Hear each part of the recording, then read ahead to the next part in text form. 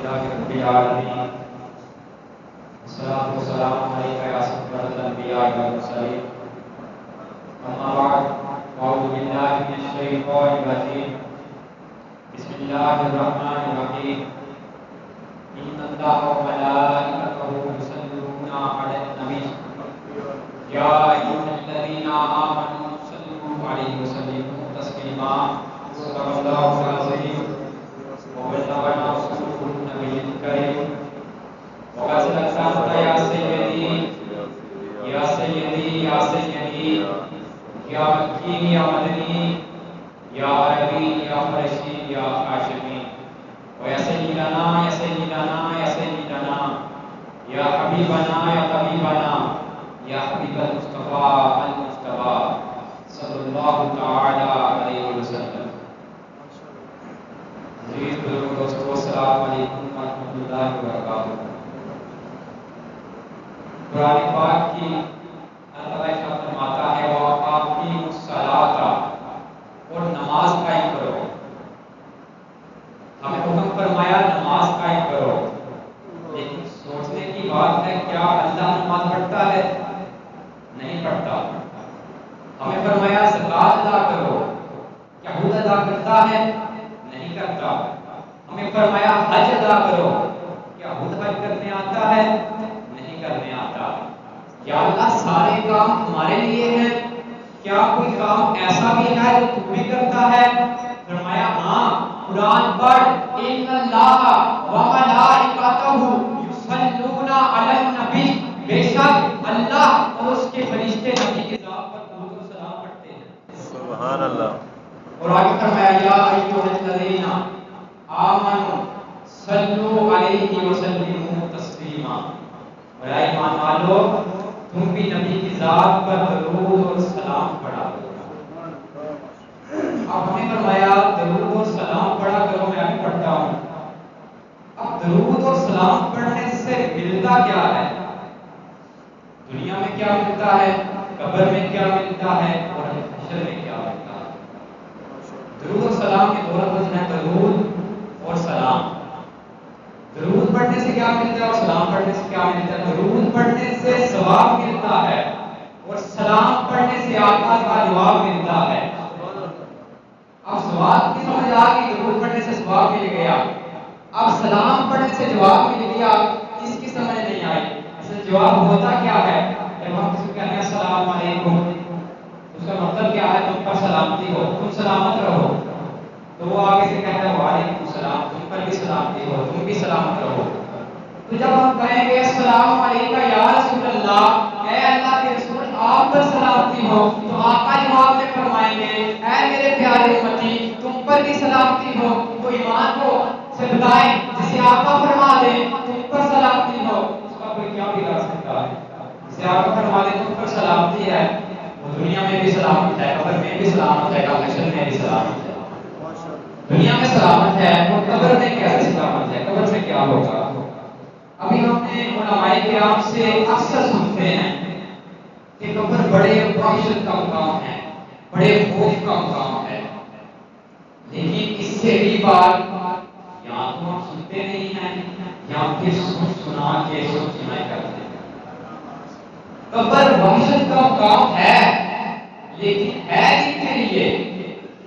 وحشت کا مقام ان کے لیے ہے جو اللہ رسول کے نام فرمان ہے اور جن کی زندگی آقا نامدار مدنی تاجدار کونین کے والی بسر خوبا سیاح نام کا نازش حق و جہاں صلی اللہ تعالی علیہ وسلم کی ذات اقدس پر درود و سلام کے گجرے نچھاور کرتے ہوئے گزرے. ان کے لیے قبر وحشت کا مقام نہیں ہے، جنت کے باغوں میں سے ایک باغ ہے. تو جنت میں قبر میں بھی سلامتی مل گئی، دنیا میں بھی سلامتی مل گئی. اب حشر میں کیا ہوگا؟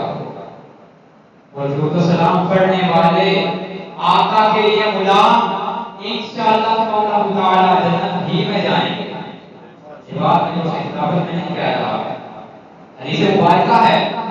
حضرت عبداللہ ابن عمر ابن عاص رضی اللہ تعالی عنہ سے مروی ہے، فرماتے ہیں آپ کریم علیہ السلام نے ارشاد فرمایا بروز محشر سب پیش خدا ہوں گے. حضرت آدم علیہ السلام اللہ کے عرش کے نیچے کھڑے ہوں گے اور ہر بات سے ایک ہفتے گزرے کرتے ہوں گے. رشتے کسی کو جنت کی طرف لے جا رہے ہوں گے, کسی کو جہنم کی طرف لے جا رہے ہوں گے. اور حضرت آدم علیہ السلام کی نظر آقا کریم علیہ السلام کی ایک امتی پر پڑے جسے رشتے جہنم کی طرف لے جا رہے ہوں گے. تو حضرت آدم علیہ السلام آواز لگائیں گے آقا کریم علیہ السلام کو اور عرض کریں گے احمد احمد احمد. آقا فرمائیں گے یا ابل بشر یا ابل بشر یا ابل بشر حاضر حاضر ہوں.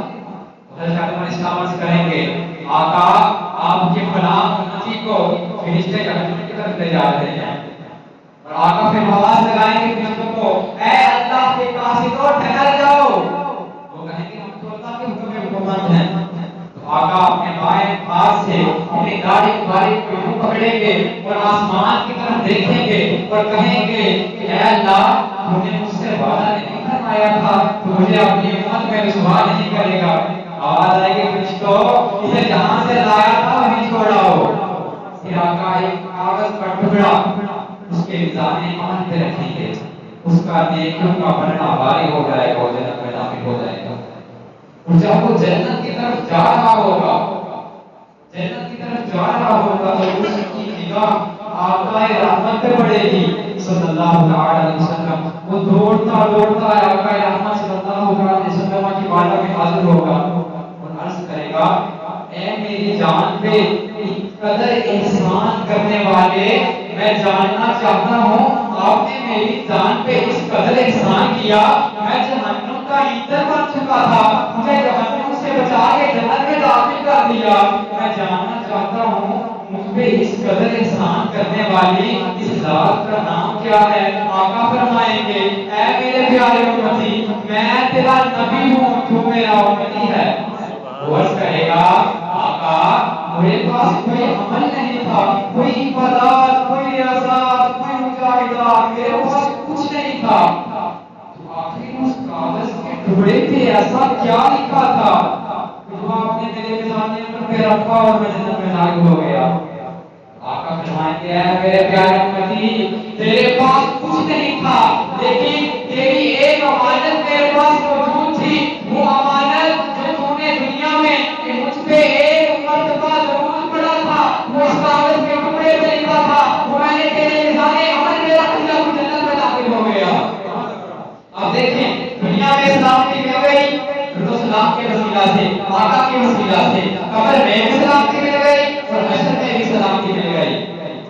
اور پھر ہم کیوں نہ کہیں تیرے بھی میرے آقا سادہ نہیں گزارا, تیرے بھی میرے آقا وہ سادہ نہیں گزارا. مل کے پڑھ لو کوئی زبان خاموش نہ رہے جنہاں آقا کو بغیر گزارا نہیں.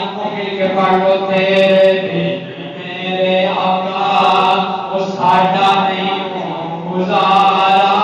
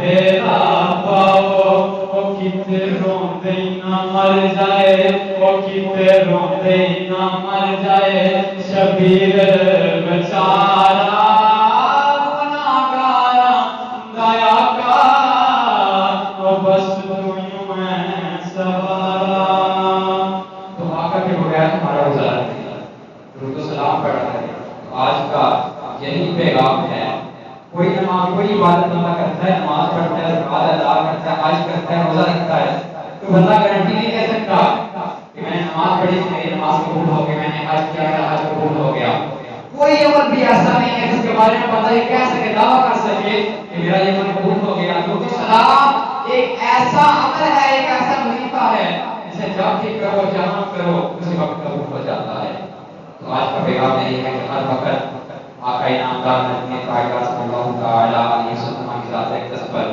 درود و سلام پڑھا کرے آخر میں مرتبہ درود و سلام پڑھنے بابا سے درود و سلام پڑھنا الصلاۃ والسلام علیکہ یا سیدی یا رسول اللہ وعلی آلک و اصحابک یا سیدی یا حبیب اللہ الصلاۃ والسلام علیکہ یا سیدی یا رسول